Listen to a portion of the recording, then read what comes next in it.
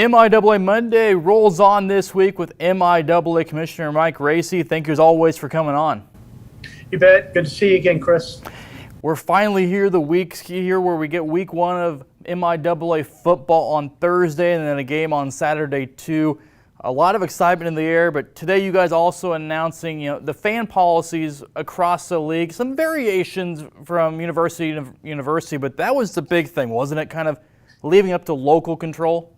Yeah, we're glad that we're able to get that out this week, and I know it's top of mind for a lot of our MIAA fans, wondering about what the different restrictions and requirements and policies are going to be from campus to campus. And so, similar to what we did last year during basketball, we wanted to create kind of a one-stop shop for MIAA fans to find that information on the MIAA website.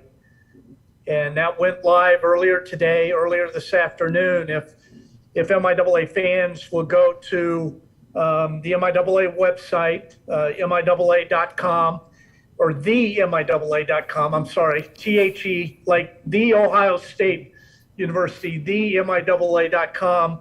And on that website, you'll see a drop down for fan zone, fan information, fan zone. And I think the first link that you'll see when you come to that is our campus checklist for COVID-19. And if a fan would hit on that, they're going to see all of the MIAA institutions listed, and you'll be able to pull up a PDF page for every one of our schools and information from whether or not the stadium or the arena will be full capacity, whether there'll be any type of temperature checks or health screening, whether masks are required, if they are, where, any type of seating restrictions, whether or not concessions will be sold, any changes in entrance or exit, anything that may be applicable from ticket sales and how you get tickets. So all of that is on this page. We're going to keep it updated, Chris. The MIAA office will work with each of our schools, and we're checking in with them every week to see if anything's changed or anything needs to be removed or modified. And the page itself, for each school, if they have different requirements for different sports, volleyball being indoors versus football that's outdoors, there may be different restrictions, and so you can drill down and see these restrictions sport by sport for each campus. So it's clearly something I think that's important to have this information out there, and we're happy that MIAA fans will be able to get all of this on the MIAA website. Just kind of looking through each one of the campuses, action plans they have in place. We talked about it quite a bit, and there's some differences here and there. A lot of them have the mask indoors for volleyball, but why did you guys not want to go with the route of one size fits all for this? Yeah, and we talked quite a bit about that this summer, whether or not similar to what we did in basketball last year, where we had a policy in place for basketball that campuses could not exceed 25% capacity. They could be less than that, but they couldn't be more than 25%. And we really put in place, a policy that governed all of our campuses. We decided not to do that this year, just because I think what we're seeing play out, especially with the Delta variant, is that it's impacting different communities and in different states at different times.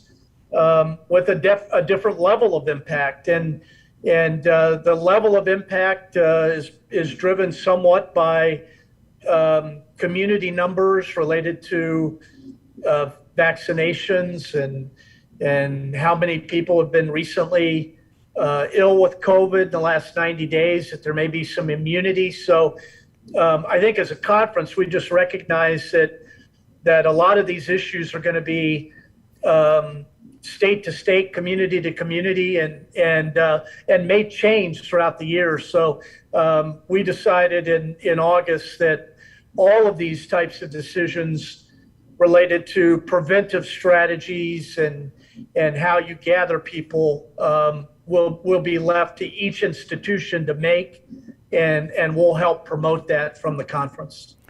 Now looking at the action on the field, on the court, it is an exciting week. Things are starting to roll here. There's been exhibitions here last week or so, but now we're starting to see the regular season begin for football, soccer, volleyball. You know, tennis is out there already. Cross country is gearing up. Everything's going. For the two MIAA football schools, for us up here, Northwest, Missouri Western, they're going on the road to start their seasons. I remember 2 years ago, which feels like forever at this point, a little bit, but Northwest Missouri Western was that opening night game, that feeling, that atmosphere. Starting on the road, just having football back, I guess more than anything else, just what is that feeling like for you guys at the office and across the conference?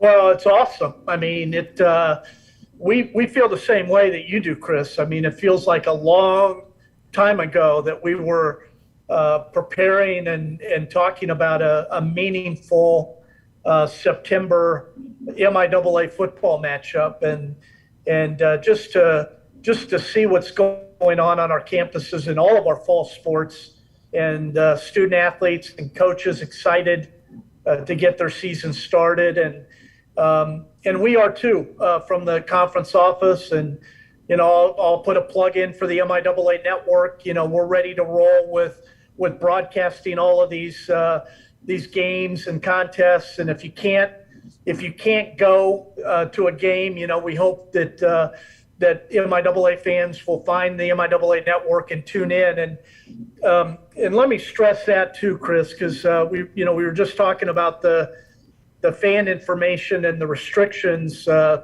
that are in place campus to campus, but we certainly want to encourage any of our fans, any of our visitors, if they're not feeling well, you know, if you're feeling under the weather, you're running a temperature, you're showing any symptoms that you think might be COVID related, play it safe, stay at home, you know, go to the next game, watch that game on the MIAA network. But if you're feeling sick, you know, we really want you to stay away from campus.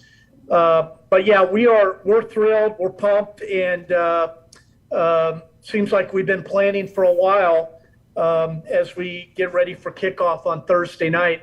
Some big games in the conference. You know, you mentioned two of them: Missouri Western traveling down to Edmond, Oklahoma, Northwest hitting the road and heading out to Hayes. You know, those are two huge games of teams that, you know, really believe that they've got a shot at competing for a conference championship and earning an NCAA playoff spot. And, you know, there's no night off in the MIAA. We've got a big game in Warrensburg. University of Central Missouri is hosting Pittsburgh State. So we've got some marquee matchups, some games that I know that a lot of fans would love to see at the end of the year, when maybe we've got a couple of teams that are undefeated or with one loss getting ready to battle. But you know, these will be great games to start the season, and it'll be a heck of a race all fall in seeing who comes out on top in MIAA football. You mentioned that some people may want to see some of these matchups toward the end of the year, and we've seen that Northwest Fort Hays matchup a couple times with MIAA titles on the line. When it comes to conference scheduling, I guess, how does this play out to where things are kind of divvied on who plays who when? Because we talked about Northwest Missouri Western, that's been end of the year before, it's been beginning of the year. It moves around, but what goes into the process of figuring out, okay, here's the matchups week 1, here's what we're going to do week 7, 8, and so on? Yeah, so you're asking to peel back the curtain and share the secrets with how the how the donuts are made. Yeah, I get asked all the time. Yeah, lets you into the bakery, but it's a great question, and I get that asked a lot. Of why does it seem that Northwest and Hayes start the season or in the season, but the answer is that all of this is done random. We do build out schedules. And usually those schedules are in place for either 2 years or 4 years. And so if it's a 2-year schedule, you have the schedule, and then the next year you flip who's home and who's away, and then you do another random draw to see who's matching up with who. I remember the first time, first time as commissioner that we did the random draw for football. I felt like we had to videotape it in the conference office, just as competitive as football is in the MIAA. I wanted to make sure that I had the evidence and challenged, that it truly was random of picking numbers out of a hat, and those numbers being pre-assigned to our schools, and then those numbers fit within the schedule of here's where you're at and the spot that you have and who you match up with. But it's random. It's something that we do, like I said, every 2 years or 4 years to build out a new football schedule. One thing that you're aware of, Chris, that we've struggled with, struggle is probably not the right word, but we've certainly discussed it a number of times, is the idea that the MIAA has a closed schedule in football. We have 12 teams, and this year, like last year or 2 years ago, and the previous few years in the MIAA, all 11 of your games are against MIAA opponents, and so there's been a few schools that have really pressed to try and get that changed. Excuse me. And so far, they have not been able to convince a majority of the membership to open it up. I understand both arguments. The people that want to only play a 9 or a 10-game MIAA schedule and have 1 or 2 non-conference games, I truly understand how that would benefit certainly a student-athlete experience, being able to go to Colorado or Texas or maybe up to the Dakotas to play a regular season game. It would allow us to see some of these matchups that we see in the postseason perhaps happen early on, and determine MIAA to Lone Star Conference or MIAA to Northern Sun, and the strength of each conference before we go into selection. So those are the reasons why. I think there are good arguments still about why we do it the way we do it, and a closed schedule. It allows us to truly decide on the field the best team in the MIAA. And 2 years ago we had a tie, 2 teams 10-1, and they tied for the championship. So we had a shared trophy, but the idea that you play everybody and you line up with everybody in the conference, and you see how well you compete with each team in the conference, and truly trying to decide who the best team is in our conference through that system.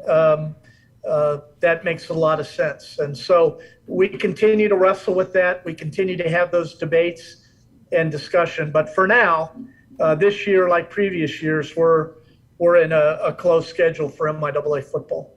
Commissioner Racy, I'll get you out of here on this question.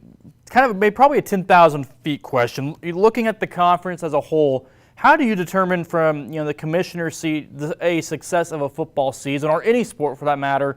Do you look at wins and losses at the postseason, or I guess how do you have to view things?